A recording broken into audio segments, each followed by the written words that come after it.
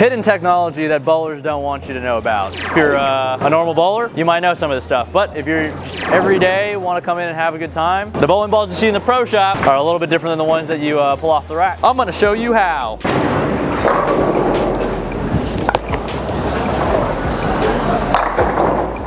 Okay, so what is the difference here? I've got a bowling ball made from Storm. They happen to smell. Other bowling balls don't. But if you get a Storm ball, it'll smell. Bowling balls are made of different things. They have different things in them. And if you ever wondered why so many people have so many different bowling balls, I'm gonna tell you in this video. Bowling balls are comprised of a couple things. Cover stock. The covers are made with different materials to do different things on the lanes. They have cores as well. Now, what's inside the bowling balls? It's the core. The cores are shaped in different ways so that the ball will spin at different rates. So that changes when your ball hooks, how your ball hooks. Bowlers use different bowling balls to match up to different situations. That's what I'm gonna showcase for you here today. All right, so I'm gonna throw said ball. I also have a house ball on the rack. I'm gonna throw both balls from the same spot and show you the difference.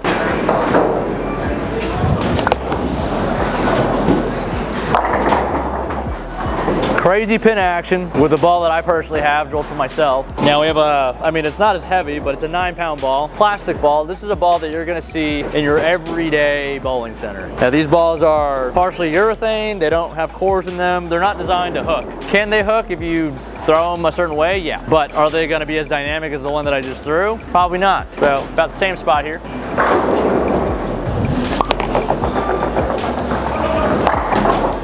A little bit different, right? One hooked, hit the pocket and struck through the pins around a crazy amount, and one went dead straight. Can you buy hook?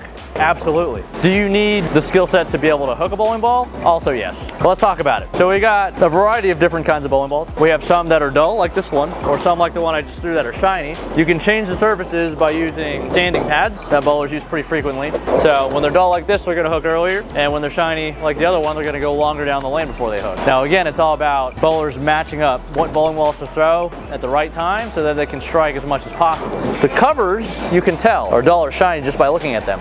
But what you can't really tell is what they're made of, what kind of chemicals they're using to create these cover stocks that make them hook even earlier or go even later. So there's cover stock strength. The weak ones are gonna wanna get down the lane further. The strong ones are gonna hook earlier, just like this one. If you wanna learn more about that, I would recommend you go over to Storm's website. They have charts and things like that that explain which bowling balls are weaker cover stock wise and which ones are stronger. Let's throw this one, why not?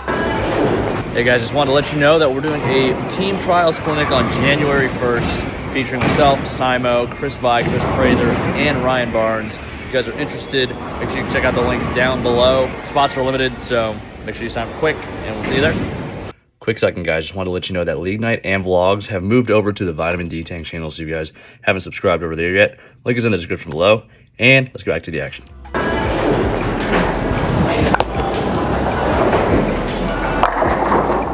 There you go. I mean, if you're not super well versed in watching bowling balls go down the lane, you might be asking what's the difference. I'm trying my best to explain to you guys, the everyday bowler, the everyday person who's watching this video, why we need so many bowling balls. Now let's talk about the core. So when we're talking about cores, there are two different types. There's gonna be your asymmetric, which has an indicator here. This is a third marking. So there's the pin, there's the center of gravity that I kind of drilled through, and then there's the mass bias right there. Symmetric bowling balls only have a pin and a CG.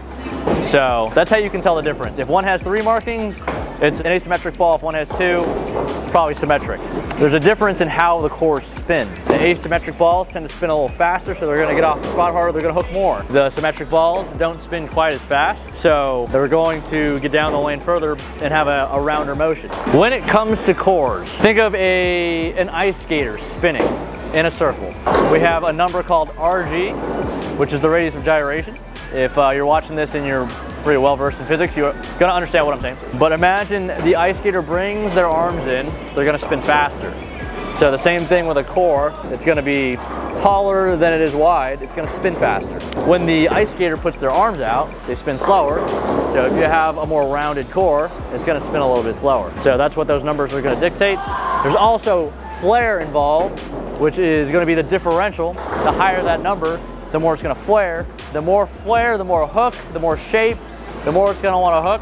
Curve the lane. This is a ball that has more flare. And if you have no idea what I'm talking about, it's okay. We got a site called howtobowl.com. We try our best to teach you guys as much as possible about bowling.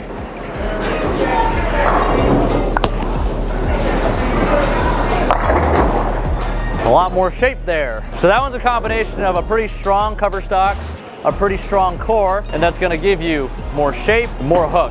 Is more hook always optimal? No, which is why we have so many bowling balls. It's because we have different situations that we need to fit with different bowling balls. You know, the best in the world are better at guessing or knowing when to throw what balls when. Now let's go back to the house ball. So typically, you know, you're gonna have to play pretty straight. If you had to compare both bowling balls, you know, the reactive ones or the different ones that we all carry, or the house ball, your ceiling is gonna be way higher with the other ones because they just do all the things that are necessary to create more power and throw the pins around and throw more strikes. So I'm gonna throw this one where I think I need to throw it to try to strike. Close. So as you can see there, I hit the same part of the pins as the stronger bowling balls, the reactive bowling balls, the ones that you buy in the pro shop. And that one hit about as bad as it can hit. Like in bowling terms, if you leave the pocket 5/8 like that, that's weak. Your ball reaction's really bad. Your bowling ball's not doing the right thing. That is probably the biggest reason why, if you're gonna get into bowling, I recommend you get your own bowling ball in the pro shop. They do have different tiered bowling balls from more intermediate beginnerish to, you know, getting into more novice, advanced players, different types of bowling balls. But if you're just getting started, I wouldn't recommend getting the really, really strong bowling ball because you may not have the skill set to be able to use it. It's kind of like putting your everyday person into an F1 car. They're not gonna know how to drive that. Just like if you get a bowling ball that's way too expensive and outside of your skill set, you're just not gonna know how to use it, or it's not gonna produce more results than if you were to get a beginner bowling ball. Again, if you're interested in getting into bowling, I do have a discount code at tvbowlingsupply.com if you want to save 5%, link is in the description below. But I also recommend just go into your local pro shop, ask the pro shop operator what they think is the best bowling ball for you. If they're a good pro shop operator, they'll take you out onto the lanes, watch you throw some shots, and then assess from there. And if you go to a standalone pro shop, obviously they can't do that, but that's what a good pro shop operator typically will do. All right, so for your average bowler, if you're watching this, what do I recommend? You know, I'm talking about needing different bowling balls at different times. What do you get so that you don't have a bunch of bowling balls that overlap, so you're not wasting money? The simplest way really is we have 2 dull balls, 2 shiny balls. So we got ones that want to hook early and are strong, and other ones that want to get down the lane further when those strong bowling balls start to, you know, get a little lazy or it gets harder to hit the pocket. I mentioned asymmetric and symmetric. So you want a dull asymmetric, you want a shiny asymmetric, you want a dull symmetric, as well as a shiny symmetric. So that's 4 balls. The most typical range of bowling balls that we take to tournaments, or most typical number, is 6, because tournament totes are 3-ball bags. Fill them out. Your spare ball is the #1 ball. Now, what do you use for your spare ball? The ball I recommend is the one that's gonna go the straightest. So if you can just throw all the balls straight, great. You don't need a specific spare ball. Like I didn't have a specific spare ball when I used to bowl one-handed, but I kind of have to now that I'm two-handed, but I also throw my spares one-handed still. The other 4 balls fit your bag, like I just mentioned. That's gonna be a set of 5.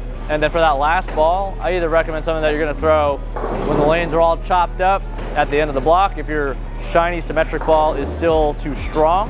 And again, if you don't know what that means, check out howtobowl.com down below in the description. Let us know what you want to learn from us so that we can put out the content necessary for you to get better at your game.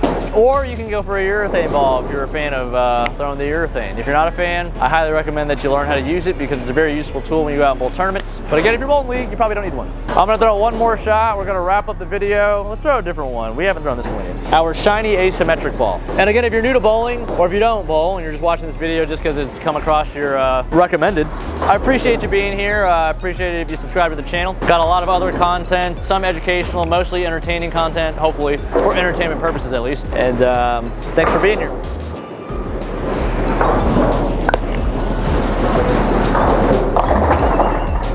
I will tell you right now, that's probably not the ball that we need to be throwing. But that's why we have different ones. Again, thanks for being here. Appreciate you watching. Like, comment, subscribe on the video. It means a lot to me.